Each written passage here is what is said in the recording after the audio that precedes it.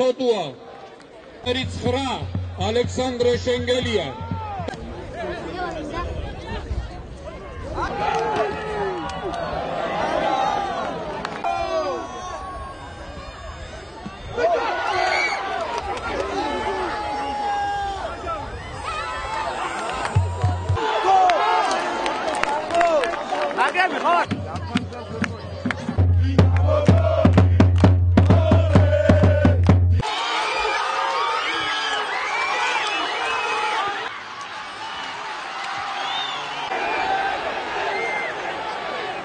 Opposite team play very good, I think, also against Zestafoni.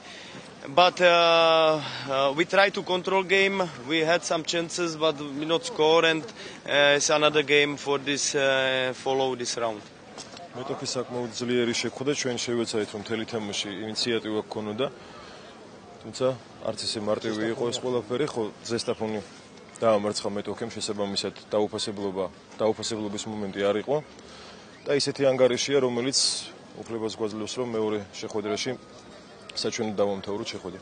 ლოგიკური ფრე იყო, მინდა ვთქვა, მე თბილისის დინამოს მადლობას ვუხდი, რა თქმა უნდა, იმისთვის, რომ სრული შემადგენლობით იყვნენ და შეგვაფასენ როგორც მოწინააღმდეგე და ძალიან დიდი მადლობა ჩვენს გულშემატკივარს. მის გარეშე რა ფეხბურთს აზრი არ აქვს.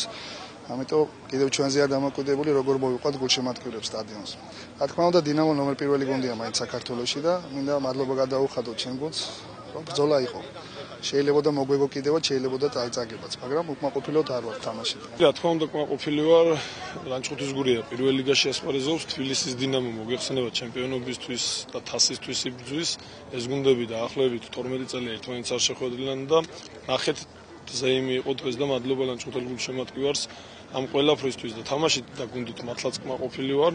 ჩვენი გეგმა გვაქვს პირველ ლიგში უმაღლეს ლიგაში გადასვლა და თავისთავად განმეორებით შეხვედრაშიც ლანჩხუთის გურია ყველაფერს გააკეთებს, რომ დადებითი შედეგით დასრულდეს. დინამო საუკეთესო კლუბია, საერთოდ ძალიან დიდი ხანია და კარგი თამაში იყო რა, ჩვენ პირველ ლიგაში ვართ და ჩვენი მიზანია რომ პირველ ლიგში გადავიდეთ უმაღლეს ლიგაში და ჩვენი ძალებით დავხარჯეთ.